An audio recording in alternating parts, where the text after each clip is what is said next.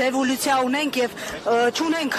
բացի անատամ հայտարարություններից ոչինչ։ Ինչով է սա պայմանավորում Թուրքիային հաջողանալու փորձը, թե այլ բան կա։ Չգիտեմ ինչ կա, բայց որ պետությունը մի տեսակ երկրորդ պլան է մղել ցեղասպանության փաստ է։ Իսկ ենթադրել թե նրանք ինչ են մտածում, ինչու են անում անշնորհակալ գործ, որտեղ նրանք կարող են հարցը առաջնային չէ իրենց համար եւ արդյոք այս քաղաքականությունը ուրացման քաղաքականություն չի հաշվի առնելով Փաշինյանի հայտարարությունները ցեղասպանության ընկալման վերաբերյալ Դեք որ ասեմ 100% ուրացել են չէ, հա, կարծես թե այսօր եկել է ստեղ եւ այլն, բայց իմ կարծիքով այդ ճանապարհին է։ Պարոն նախագահ հայտարարեցիք ձեր տարիներ շարունակ հայրել են դրոշը Թուրքիայի Ադրբեջանի, այսօր դատապարտում են, ինչու եք դա բացատրում։ Ես նոր ասացի, որ ինչ էլ դրանք անեն, ինչ էլ ասեն, միևնույն է մեր ժողովրդի 80% ասել է, որ նրանք դավաճան են։ Պարոն նախագահ Այսօր նրանք ասացի վրա ուշադրություն դարձնելը անշնորհակալ գործ է։ Այդ ձեր ասածը որ դավաճան ընտրություններին կարտացող ինչ որ չէ։ Ես կարծում եմ դա կարտացողի մայր 26 թվականին։ Պարոն նախագահ, դուք ձեր այդ վերջին ելույթում հայտարարեցիք, որ ձեր թիմի գլխավոր նպատակը շարունակում է մնալ Նիկոլ Փաշինյանին իշխանությունից հեռացնելը, ասում եք մինչև 26-ը դա կարտացոլվի։ Դուք ինչ որ հստակ ծրագիր ունի հանրապետական կուսակցությունը այդ իշխանափոխության ուղղությամբ ինչ եք ծրագրել, կարող եք։ Մենք առանց ծրագրի չենք գործում։ Այո, ունենք ծրագիր, բայց չեմ կարծում, որ այդ ծրագիրը հիմա իմաստ ունի հրապարակում։ Բայց մինչև ընտրությունները պատրաստվում, մինչև ընտրությունները պատրաստվում։ Փորձում է Նիկոլ Փաշինյանին բերելը կապել ձեր եւ հանրապետականի հետ եւ դա անում է Ռոբերտ Քոչարյանի ու իր թիմը։ Դեք ես շատ երկար եմ ծառայել Հայաստանի Հանրապետությանը 25 տարուց ավելի եւ միգուցե դրանով է նաեւ պայմանավորված, որ ես այս երկրի ամենազրպարտված պաշտոնյաներից, գործիչներից մեկն եմ։ Այնպես որ զրպարտությունները ինձ չեն զարմացնում եւ ոչ էլ զայրացնում։ Իսկ Ռոբերտ Քոչարյանի հետ այս բան ինչ հարաբերություններ ունեք, ինչու է համագիրների մակարդակով այս փոխհրաձգությունը առնվազն խոսքի եւ ի վերջո Էշին համբուրողով է եղել։ Ռոբերտ Քոչարյան հանգիստով է, իսկ Էշին համբուրող մի հոգի չի եղել։ Իսկ Էշին ով է։ Ասում են Էշին ով աճեցրեց այս տարիներին, թողեց որ գա խորհրդարան, վանդից ազատել։ Ինչ անշանակում թողեց, ասին խորհրդարանի բանալիները իմ ձեռն են։ Չէ, որ բանդից ազատվեց համաներմամբ, հետո մտավ քաղաքական։ Բայց մենակ չի համաներմամբ ազատվել, չէ, բանդից ազատվել են համաներմամբ հարյուրավոր մարդիկ, այդ թվում նաև ինքը, իսկ այդ համաներումը կիրառվում էր որպեսզի հասարակության մեջ թշնամանքը մեղմացվի։ Պարոն նախագահ, անկախության հռչակագրի մասին։ Անկախության հռչակագրի հրաժարումը, որի մասին այսօր բոլոր մակարդակներով խոսում են նաև իշխանական սատելիտները, էլի ուրացման արար է, թե այլ պատճառներ կան, գուցե երկխոսություն, ինչի մասին խոսում են, կամ խաղաղության գործընթաց։ Ես չեմ կարծում, որ նրանք կարողանալու են հրաժարվել անկախության հռչակագրից։ Ինչու պարոն նախագահ։ Հանդակվել է տապալում։ Որովհետև չեն հասցնում։ Ուղղակի չեն հասցնում։ Թուրքիայի պահանջն է։ Չեն կարող։ Ուղղակի չեն կարող։ Եթե երկրորդ կիրակի լինի հանրաքվե, ապա այդ հանրաքվեն չի կայանա։ Բոլոր ուսումնասիրությունները այդ մասին են խոսում։ Պարոն նախագահ, դա համարում եք Թուրքիայի պահանջը, Թուրքիայի պահանջն եք համարում անկախության Ալեքս Սիմոնյանը ձեր ասում է ամբողջ հայտարարություններ անելուց առաջ հայլու մեջ նայեք, միգուցե ամաչեք։ Ինչ-որ բան կա, որի համար կարող եք ամաչել։ Եթե ամաչելուց ենք խոսում, ձեր նշած անձնավորությունը, նրա հետ մի 70-80 հոգի,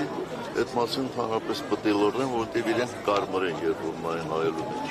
Ինչ եք համոզված, որ Նիկոլ Փաշինյանին հեռացնելու ձեր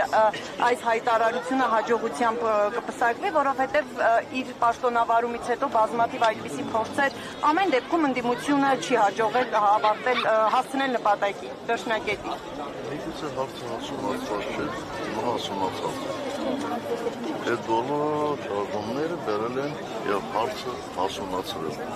Առաջնորդելու փոխանցային շարժումը պրոցեսին լինելու է։ Ով հատարակել կարողանա։ Դուք պատրաստ եք ստանձնել երկրի ղեկավարումը նորից, պարոն նախագահ։ Չգիտեմ, չէ՞ որ սա բազանը այդպիսի առաջնորդ։ Պարոն նախագահ, դուք պատրաստ եք նորից առաջնորդել երկիրը։ Ոչ։